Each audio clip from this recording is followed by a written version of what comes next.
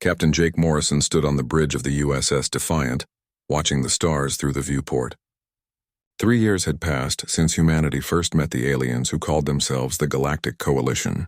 The meeting had not gone as anyone expected. The Coalition had arrived at Earth with their massive ships and advanced technology. They spoke to humans like adults talking to children. The reptilian Zephyrians with their sharp teeth and cold eyes had been the worst. Their leader, Admiral Kessitar, had demanded that Earth surrender and join their empire. He said humans were too primitive to govern themselves. That first meeting ended badly when the human ambassador told them to leave. The aliens laughed and said they would return with force. They thought humans would be easy to defeat like all the other species they had conquered. They were wrong. Lieutenant Commander Lisa Bennett walked up to Morrison with a datapad in her hands. Her tactical mind had already made her famous among the alien military analysts who studied human combat methods. They called her the Ghost Calculator, because she could predict battle outcomes before they happened. "Captain, we have a distress signal from the transport ship New Hope," Bennett said. 3 Zephyrian raiders are attacking the civilian vessel. They have families and children on board. Morrison felt his jaw tighten. The Zephyrians had been testing human defenses for months now. They would attack civilian ships and run away before human warships could respond. They were trying to make humans look weak and unable to protect their own people. "How long until we reach them?" Morrison asked. 8 minutes at maximum speed, Bennett replied. She was already calculating attack patterns in her head. "The raiders will expect us to charge in directly. They always retreat when faced with superior firepower." Morrison smiled, but it was not a friendly expression. "Then let's give them something they don't expect. Helm, take us to the asteroid field near their position. Use the rocks for cover." The bridge crew moved with practiced efficiency.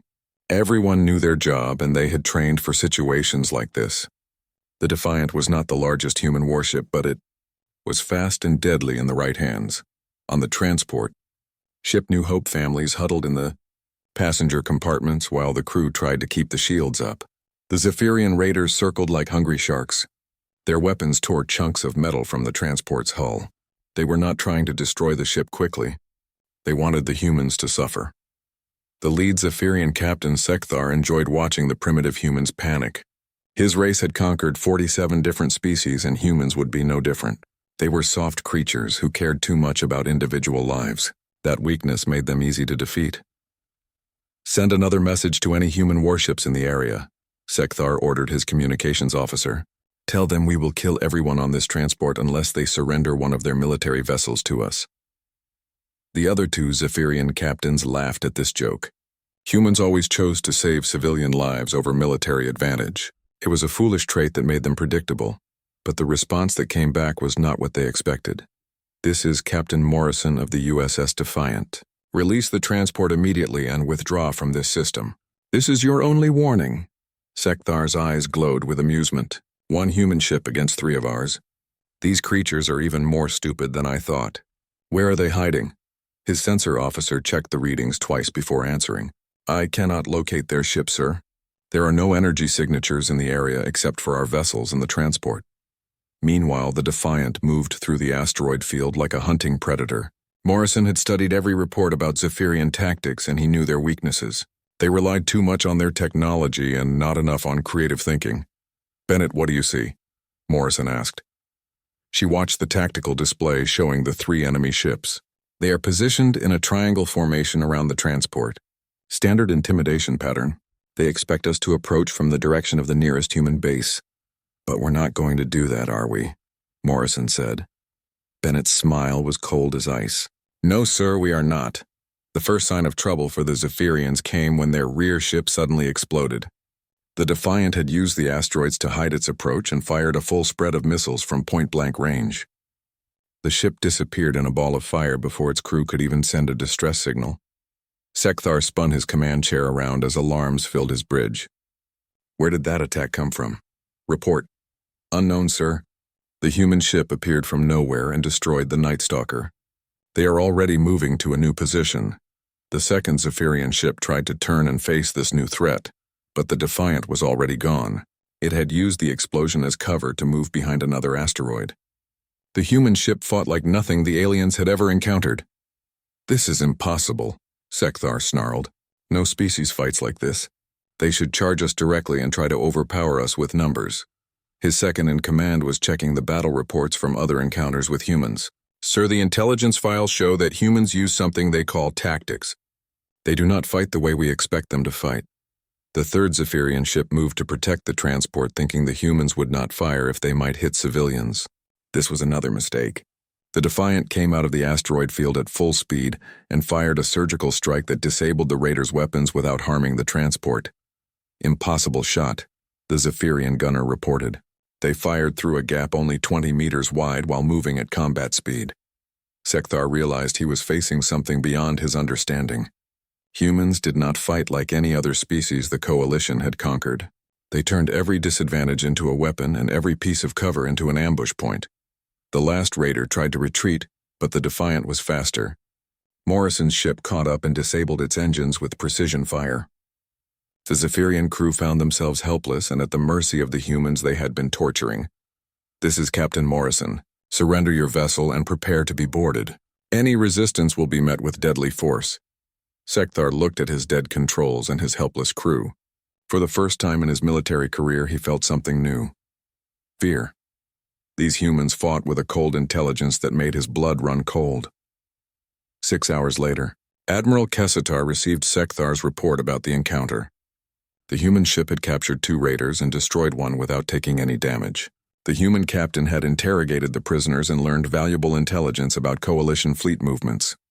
"How is this possible?" Kessitar demanded. "We have superior technology and numbers. One human ship should not be able to defeat 3 of our raiders." His intelligence officer had been studying human combat reports for weeks. "Admiral, I believe we have made a serious error in judgment. Humans do not fight like other species. They use deception and unpredictable tactics. They treat warfare like a game where the rules can be changed." Kessitar felt a chill run down his spine. The Coalition had conquered dozens of worlds by using overwhelming force and superior technology. But humans seem to make their weaknesses into strengths and turn every battle into a puzzle to be solved. "Send word to the High Council," he ordered. "We need to reconsider our approach to these humans. They are more dangerous than we thought." In the depths of space, the USS Defiant continued its patrol. Captain Morrison and his crew had won another victory, but they knew this was just the beginning. The aliens would come back with larger fleets and better plans, but humans had something the aliens did not understand. They had the ability to adapt and overcome any challenge, and they were just getting started. 6 months after the transport rescue, the Coalition High Council met an emergency session on the planet Zerion, Prime. The crystalline halls echoed with angry voices as alien leaders demanded answers about their continuing failures against humanity. Admiral Kessitar stood before the assembled representatives, feeling the weight of their disappointment.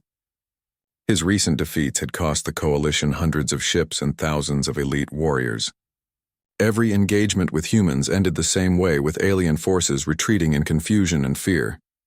"The humans are making us look like fools," hissed Representative Ethal of the Vorthak. Her crystal body pulsed with angry red light. "How can one primitive species defeat our combined fleets again and again?"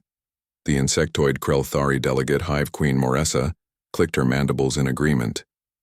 "My death swarm has never known defeat in 300 battles. Perhaps it is time to test these humans against our most elite warriors." Kessitar felt a moment of doubt but pushed it aside. The Krelthari death swarm was legendary throughout the galaxy. Each warrior was genetically enhanced for combat and trained from birth to kill without mercy. They had broken the spirit of entire civilizations. "What target do you propose?" Kessitar asked. "The human research station called Galileo," Moressa replied. "Intelligence reports show only a small scientific team working there. It will be perfect for demonstrating human weakness to the galaxy." What the aliens did not know was that the research station Galileo held secrets that went far beyond simple scientific study. Dr. Alex Carter led the facility officially, but the real purpose was to analyze captured alien technology and find weaknesses in Coalition weapons and ships. Carter worked late in his laboratory studying a Zephyrian plasma rifle that had been recovered from the recent raider attacks. The weapon was impressive, but he could already see flaws in its design. Human engineers would have built it differently with better efficiency and reliability. A soft knock on his door interrupted his thoughts. Staff Sergeant Maria Santos entered carrying 2 cups of coffee. She was officially listed as a security consultant, but Carter knew her real background. Santos had served 3 tours with Special Operations Forces before being assigned to protect the station. "Any luck with that alien toy?" Santos asked, handing him a cup. "The power coupling is inefficient and the targeting system has a 2-second delay," Carter replied. "Useful information if we face these weapons in battle." Santos nodded and walked to the window overlooking the asteroid field around the station. Her trained eyes constantly scanned for threats even in this supposedly safe location. Old habits from her military service never disappeared. "Doc, I've been thinking about our security arrangements," she said. "If the aliens ever decide to hit this place, we might have a problem." Carter looked up from his work. "The defense grid should handle most threats. Plus, we have Corporal Taylor and his team." Ben Taylor was another former Special Operations soldier who officially worked as a maintenance technician. In reality, he was Santos's partner in keeping the station safe. His background as a sniper made him perfect for perimeter security. "That's not what worries me," Santos continued. "It's the fact that everyone thinks we're just scientists and technicians. If trouble comes, they won't expect us to fight back." 3 days later, the Krell-Thari death swarm dropped out of hyperspace near the research station. Hivemind Kitteris commanded the elite unit with cold precision. His warriors were the finest killers the galaxy had ever produced. "Target confirmed," his tactical officer reported. "Human research station with minimal defenses. Estimated resistance time is less than 10 minutes. Kitteris studied the station through his ship's sensors. It looked exactly like what intelligence had described. A simple scientific outpost with basic shields and no visible weapons. The perfect target for a demonstration of Krell-Thari superiority. "Deploy the swarm," he ordered. "Kill everyone inside, but preserve the research data. The High Council wants to study human science." 40 Krell-Thari warriors launched from their ship in individual assault pods. Each warrior stood 8 feet tall with razor-sharp claws and genetically enhanced reflexes. They had never lost a single engagement in their entire military history. On the station, Santos watched the incoming attack pods on her security monitors. She counted the enemy forces and calculated their probable assault routes. Her special operations training kicked in automatically as she prepared for combat.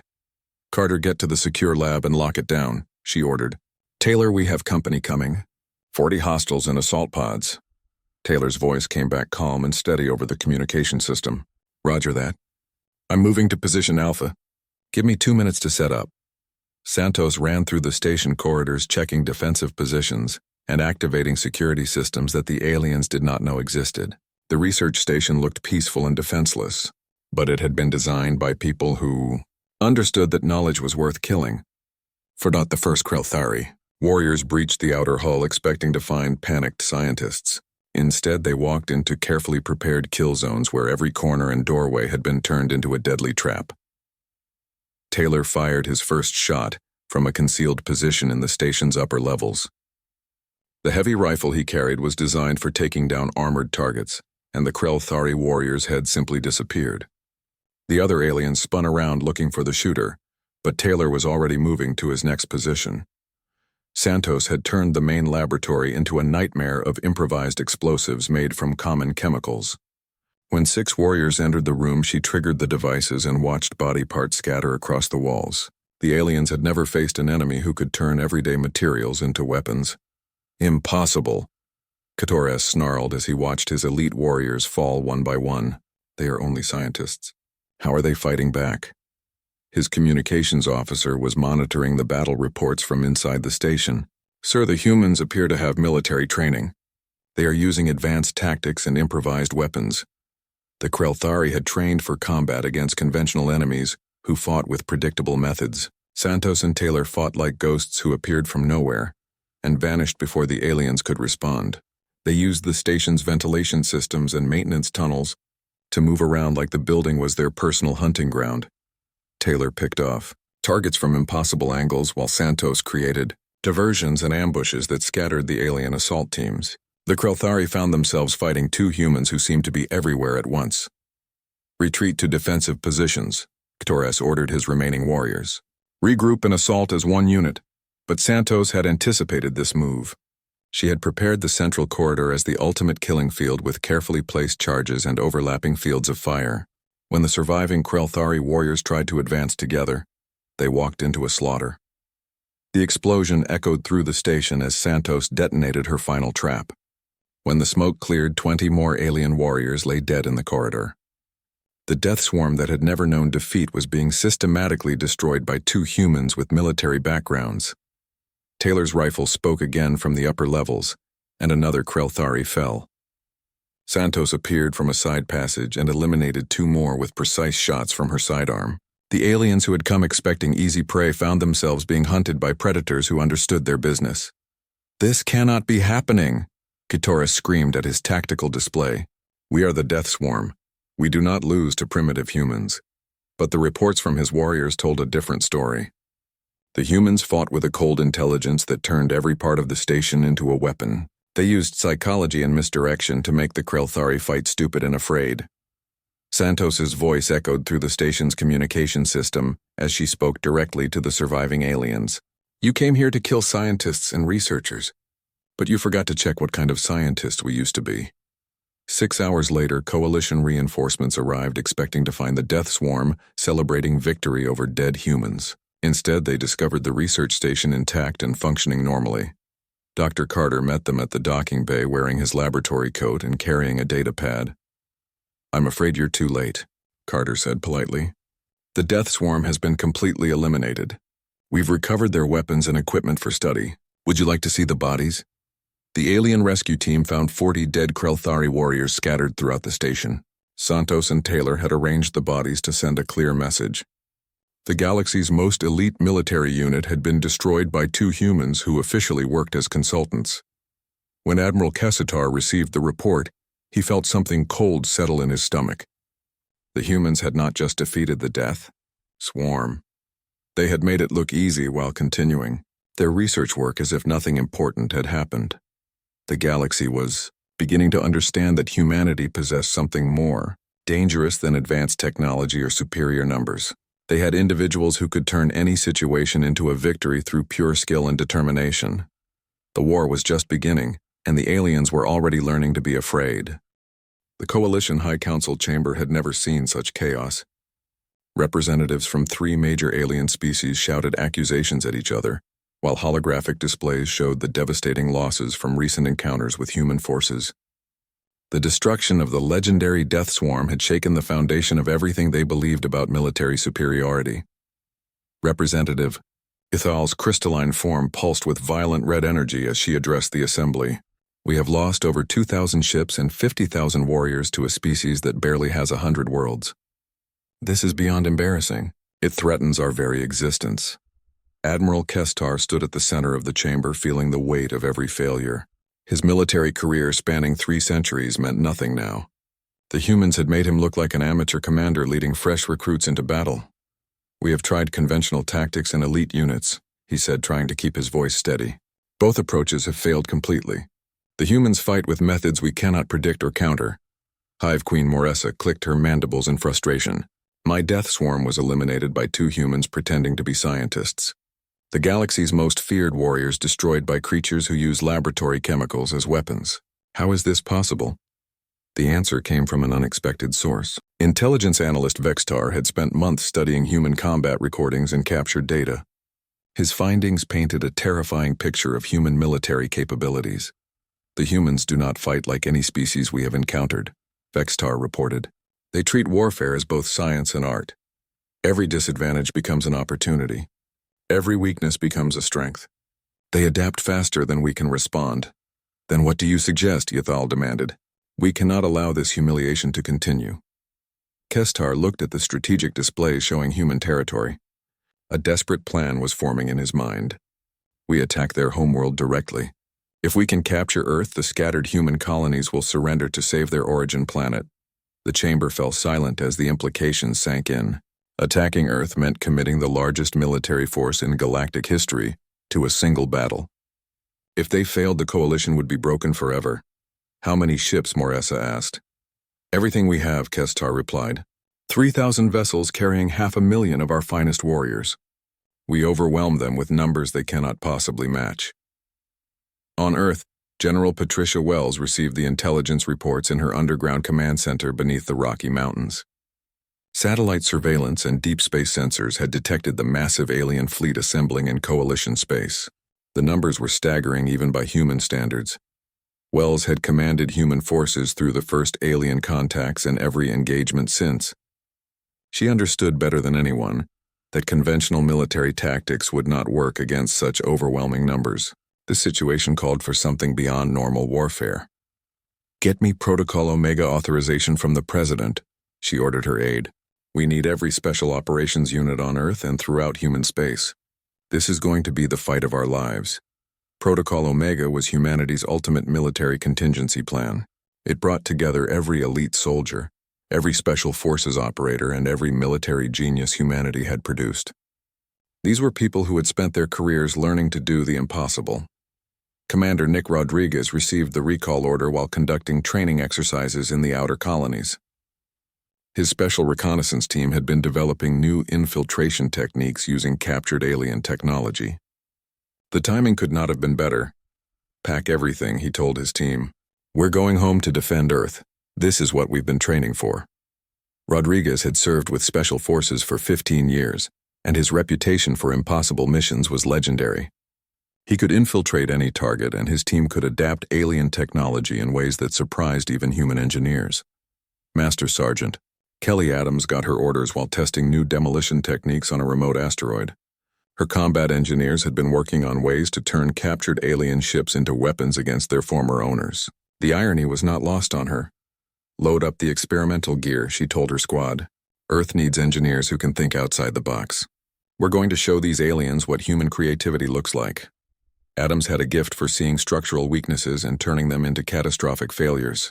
Her background in both military engineering and special operations made her perfect for missions that required both brains and courage. Warrant.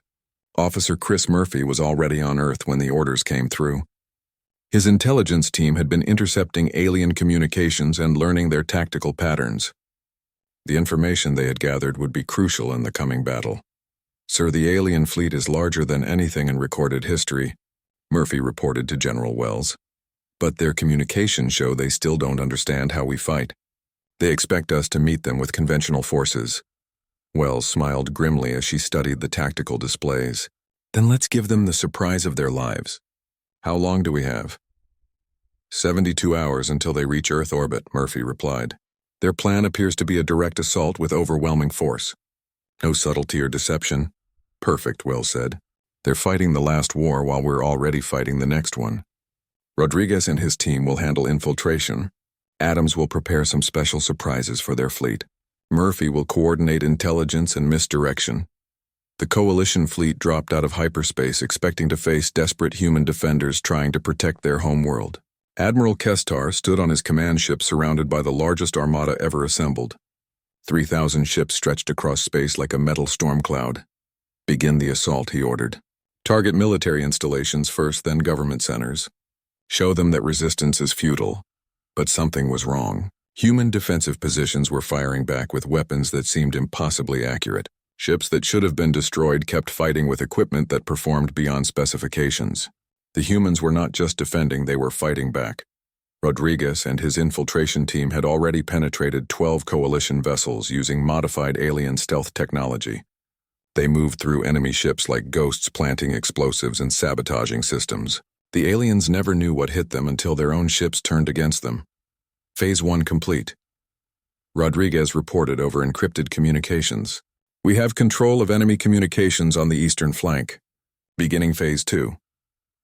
Adams watched from her position near the lunar defense stations as the first coalition ships fell victim to her preparations. She had spent months modifying human weapons, with alien technology creating hybrid systems that performed beyond anything either species had built. Alone. Direct hit on their command cruiser, her demolitions expert reported. The modified torpedo punched right through their shields. "Good," Adams replied. "Deploy the special packages. Let's see how they handle minds that think for themselves." The coalition forces found themselves fighting an enemy that seemed to anticipate their every move. Human defenders appeared where they should not have been possible. Weapons fired from angles that defied tactical logic. Ships that should have been destroyed kept returning to battle. Murphy coordinated the information warfare from his command post feeding false data to alien sensors and intercepting their battle plans before they could be implemented. His team had cracked coalition military codes and turned their own communication systems against them. "Sir, we're receiving surrender requests from 17 alien ships," Murphy reported. "They think they're surrounded by a fleet that doesn't exist." "Beautiful," Wells replied. "Keep up the pressure. Make them believe we have twice as many ships as we actually do." Kessitar watched his tactical displays with growing horror. His overwhelming numerical advantage was disappearing as human forces seemed to multiply before his eyes. Ships appeared on sensors where none should exist. Attacks came from directions that his scouts had reported empty. "This is impossible," he snarled at his tactical officer. "Where are all these human ships coming from?" "Our intelligence said they had less than 500 vessels." "Sir, I believe we are seeing the same ships multiple times," the officer replied nervously. "The humans appear to be using some kind of advanced deception technology." The truth was simpler and more terrifying. Human special forces had turned the coalition's own advanced sensors against them, creating phantom fleets that existed only in alien computers. They fought with their minds as much as their weapons. As the battle raged around Earth, the galaxy watched in amazement. The species that everyone had learned to fear was being systematically defeated by humans who refused to fight by conventional rules. Earth was not just surviving the assault, it was winning. The coalition's overwhelming advantage was becoming a liability as their own size worked against them. Human special operations teams used the chaos of the massive fleet to move undetected, striking at command ships and turning alien vessels into weapons against their own forces. General Wells knew the real battle was just beginning, but the first phase had gone better than expected. The aliens had come expecting to crush human resistance with brute force, but they were learning that humans possessed something more valuable than numbers. They had the ability.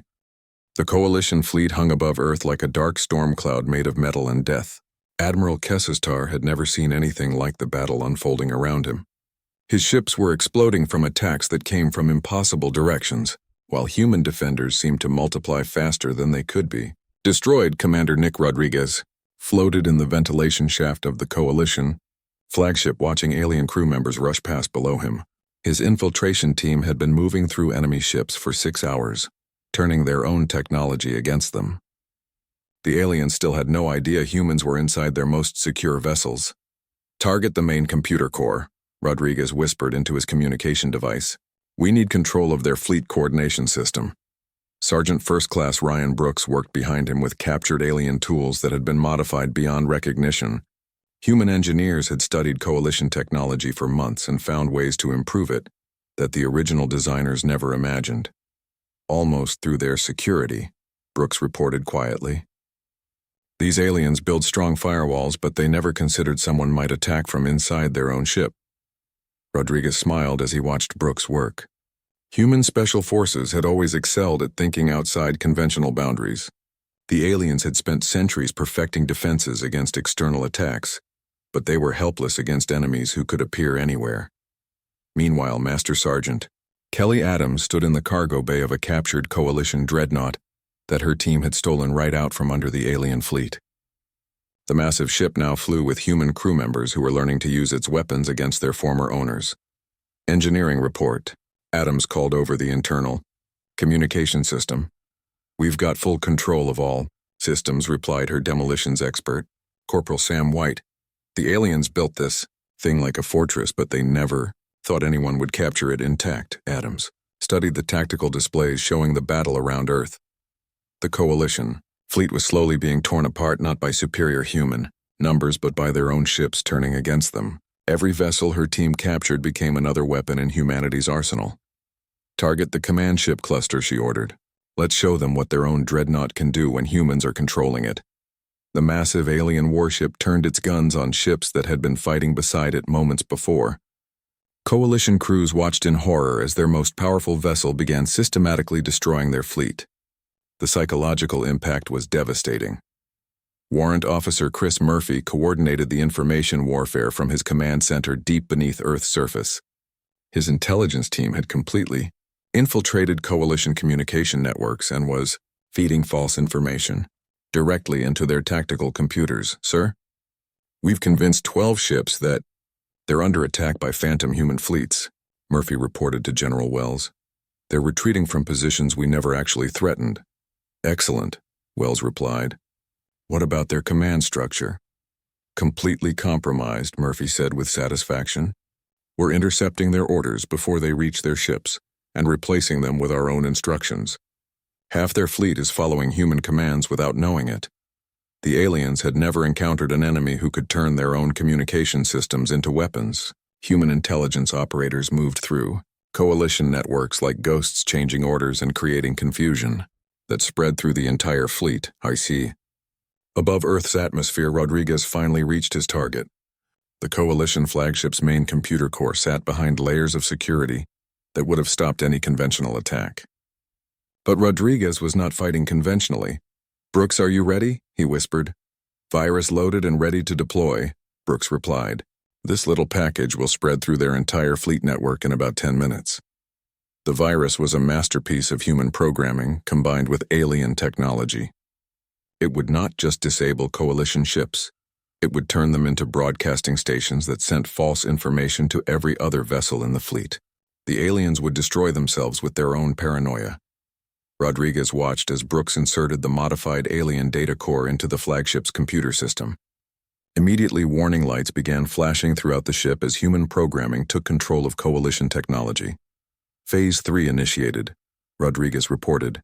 Their flagship is now broadcasting that Earth has a massive hidden fleet preparing to attack. The effect on the coalition fleet was immediate and catastrophic. Ships that had been advancing toward Earth suddenly reversed course to defend against an attack that existed only in their computers. Captains who had been confident in victory began panicking about invisible human forces. Adams felt the captured dreadnought shudder as its massive guns fired another salvo at coalition vessels. Her engineering team had figured out how to overload the alien weapons, making them far more destructive than their original designers intended. Direct hit on their carrier group, reported Sergeant Diana Ross from the weapon control station. That's 6 ships down and the rest are scattering. Keep up the pressure, Adams ordered. Make them afraid of their own shadows. The psychological warfare was working perfectly. Coalition forces had come expecting to fight desperate human defenders, but instead found themselves being hunted by an enemy that seemed to be everywhere at once. Their own ships were turning against them and their communications were compromised. Murphy watched the tactical displays with professional satisfaction as the alien fleet began to collapse from within. Years of studying coalition psychology and military doctrine were paying off in ways the aliens could never have anticipated. Sir, enemy morale is breaking, he reported. We're intercepting communications from ships requesting permission to retreat. Some captains are refusing orders from their own command structure. How long before complete fleet breakdown? Wells asked. At this rate, maybe 2 hours, Murphy replied. They came here to fight humans, but they're ending up fighting themselves. Admiral Kestar stood on his command bridge watching his carefully planned invasion turn into a nightmare. Ships were exploding around him from attacks he could not see or understand. His own flagship was reporting system failures that made no sense. Report, he demanded from his communications officer. Sir, we're receiving conflicting orders from multiple sources, the officer replied nervously. Some commands appear to be coming from ships that were destroyed hours ago. Others contradict previous instructions. This is impossible, Kestar snarled. How are the humans doing this to us? His intelligence officer had been studying the pattern of failures across the fleet. Admiral, I believe our communication networks have been completely compromised. The humans are controlling our own ships better than we are. The truth was worse than any alien could imagine. Human special forces had turned the coalition's greatest strength into their weakness. The massive fleet that should have been unstoppable was destroying itself through fear and confusion. Rodriguez and his team moved through the flagship toward their extraction point, having completed their mission. Behind them, the ship's computer systems were sending false alarms and contradictory orders to every vessel in the coalition fleet. Extraction in 5 minutes, Rodriguez reported. The flagship is now broadcasting surrender orders to the entire fleet. Beautiful work, Wells replied from Earth Command. Adams, how is your captured ship performing? Like a dream, Adams responded. We've taken out 20 coalition vessels with their own dreadnought. The irony is not lost on me. The battle for Earth was turning into a masterclass in unconventional warfare. Human special forces had proven that technology and numbers meant nothing against enemies who could think creatively and adapt instantly to changing conditions. Brooks finished downloading critical coalition military data while Rodriguez prepared their escape route. The information they had gathered would give humanity a permanent advantage over any future alien threats. Mission complete, Rodriguez announced. We have fleet communications control and complete technical specifications for all coalition ships and weapons. As human forces consolidated their impossible victory, the galaxy watched in stunned amazement. The coalition had brought the largest military force in history to destroy humanity and instead found themselves being systematically defeated by an enemy that refused to fight by conventional rules. General Wells knew the real test was still coming. The aliens would eventually regroup and try new approaches, but for now humanity had proven something important. They possessed the most dangerous weapon in the galaxy, the ability to turn any disadvantage into victory through pure determination and creative thinking. The war was far from over, but the balance of power had shifted forever. Humans had shown they could not just defend themselves, they could take control of any situation and make it work in their favor. Earth hung safe in space, protected not by massive fleets or advanced technology but by the ingenuity of people who understood that the best weapon was always the human mind. The coalition fleet hung in space above Earth like a wounded animal bleeding metal and fire. Half their ships had been destroyed or captured, and the rest floated helplessly as their own communication systems turned against them. Admiral Kessitar watched his life's work crumble around him as human special forces demonstrated the difference between fighting and winning. General Patricia Wells stood in her command center studying the tactical displays with quiet satisfaction. The impossible had become routine over the past 12 hours. Her special operations teams had not just defended Earth. They had captured an entire alien invasion fleet using nothing but creativity and determination. Status report from all units, Wells ordered. Commander Nick Rodriguez's voice came through clearly from the captured coalition flagship. All primary objectives completed.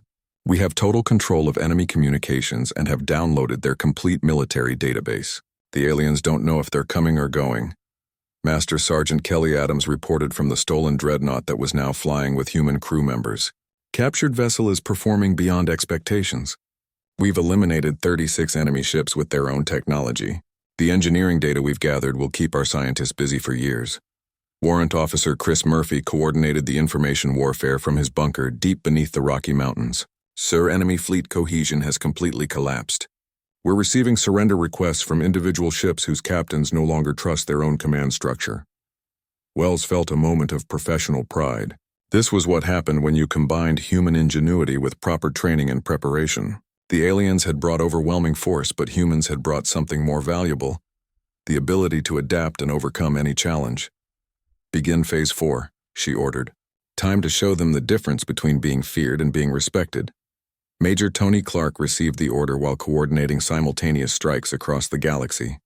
His special operations teams had been positioned throughout coalition space for months preparing for this moment. When the alien fleet attacked Earth, they had left their home systems vulnerable. All teams report ready, Clark announced. Target packages confirmed on 12 coalition military installations and 3 shipyards. They wanted to test our special forces, so let's give them a proper demonstration. Captain Amy Foster led one of the strike teams hitting a Zephyrian command base in the outer spiral. Her linguistic skills had allowed the team to infiltrate using perfect alien communication protocols. The reptilian guards never suspected that humans were walking among them. Charges placed on the main reactor, Foster reported, will be clear in 90 seconds. Her demolitions expert Sergeant Lucas White had learned to use Zephyrian explosives better than the aliens who built them. The resulting explosion would send a message that reached every corner of coalition space. Detonation in 10 seconds, White announced. This one's for every human colony they attacked. The Zephyrian base disappeared in a ball of fire that could be seen from orbit. Similar explosions were occurring across coalition territory as human special forces demonstrated their ability to strike anywhere, at any time. The message was clear. Humanity would not just defend itself, it would take the fight to anyone who threatened them. Back above, Earth Admiral Kester finally accepted what his tactical officers had been telling him for hours. The battle was lost, and continuing to fight would only result in more coalition casualties. The humans had proven they could turn any situation to their advantage. "Open a communication channel to the human command," he ordered, with defeat heavy in his voice. General Wells appeared on the main screen of the coalition flagship, looking calm and professional. Behind her, the tactical displays showed the complete destruction of the alien invasion force by her special operations teams. "Admiral Kestar, I believe you have something to discuss with me," Wells said. "General Wells, I formally request terms for the surrender of coalition forces," Kestar replied. "Your people have proven themselves to be formidable opponents." Wells studied the alien commander who had brought the largest fleet in galactic history to destroy humanity. He looked tired and beaten, but there was something else in his eyes that had not been there before. "Respect. The terms are simple," Wells said. "Complete withdrawal from human space, immediate cessation of all hostile activities, and recognition of humanity's right to exist as an independent species." "And in return," Kestar asked. "We return your captured ships and personnel," Wells replied. "We also share some of the technological improvements we've made to your equipment. You might be surprised at what we've learned." The alien admiral considered this offer. The humans could have demanded tribute or territory, but instead they were offering to return captured property and share knowledge. This was not how conquerors usually behaved. "There is one more condition," Wells continued. "We want a formal statement broadcast throughout the galaxy acknowledging that humanity has earned its place among the advanced species." Kestar felt something he had never experienced before when dealing with a defeated enemy. The humans were not gloating or demanding revenge. They wanted recognition and respect, which was far more dangerous than simple fear. "Agreed," he said finally. "But I must ask, how did you do this? We brought overwhelming force and superior technology, yet you defeated us completely." Wells smiled, and it was not entirely friendly. "You made the same mistake everyone makes when they first encounter humans. You assumed that advanced technology and numerical superiority would be enough. You never considered that some problems require creative solutions rather than brute force." Corporal Diana Ross had been monitoring coalition communications from her position on the captured dreadnought. "General, we're receiving surrender transmissions from coalition fleets throughout the galaxy. Our strikes on their home systems have convinced them that resistance is futile." "Excellent," Wells replied. "Begin coordinating the prisoner exchange and ship returns. I want this done professionally and with proper ceremony." The formal surrender took place in Earth orbit, with representatives from both sides meeting aboard a neutral space station. Admiral Kestar signed the documents that officially ended the coalition's attempt to conquer humanity, while news cameras broadcast the event throughout the galaxy.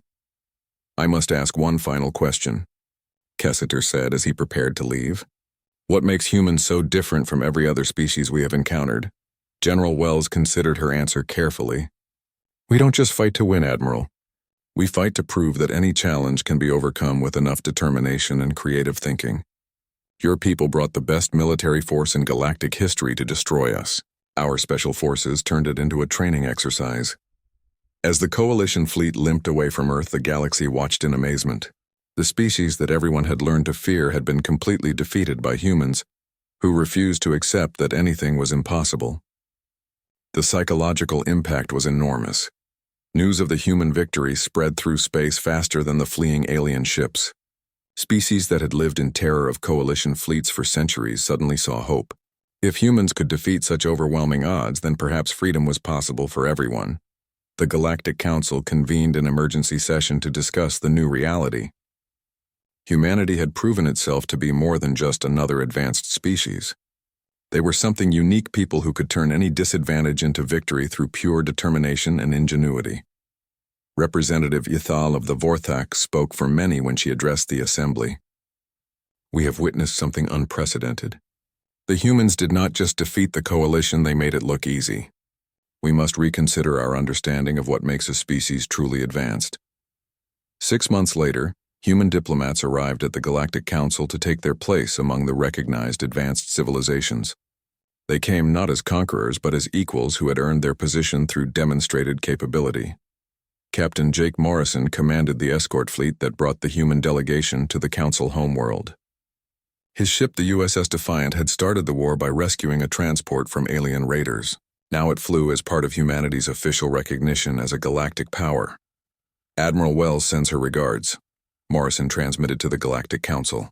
Humanity looks forward to peaceful cooperation with all species who choose diplomacy over conquest. The galaxy had learned that humanity possessed the most dangerous weapon of all, the ability to turn any situation into a victory through creative thinking and unwavering determination. Fear had been replaced by respect, and the balance of power had shifted forever. In the depths of space, human special forces continued their training, knowing that new challenges would always arise. They had proven that advanced technology and overwhelming numbers meant nothing against enemies who could think outside conventional boundaries and adapt to any situation. The war was over, but the legend had just begun. Humanity had shown the galaxy that some species were not meant to be conquered or controlled. They were meant to be respected as equals, who had earned their place through courage, skill, and the unshakable belief that no challenge was impossible to overcome.